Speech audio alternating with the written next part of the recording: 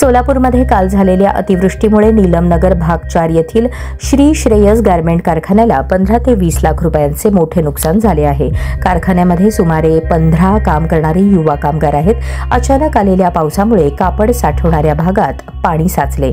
या संकटामुळे कारखान्याचे मालक आणि कामगार काळजीत आहेत, परंतु सोलापूरमधील सामाजिक संस्था आणि स्थानिक प्रशासनाने तातडीने मदतीस हात देण्याची विनंती केली।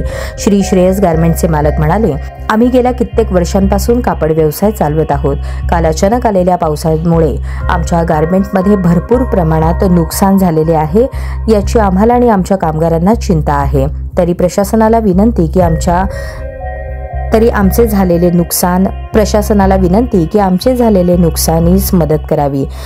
श्री श्रेयस गारमेंटमध्ये 15 कामगारांचा उदरनिर्वाह होत असून आज पावसाने आम्हाला निराश केले आहे।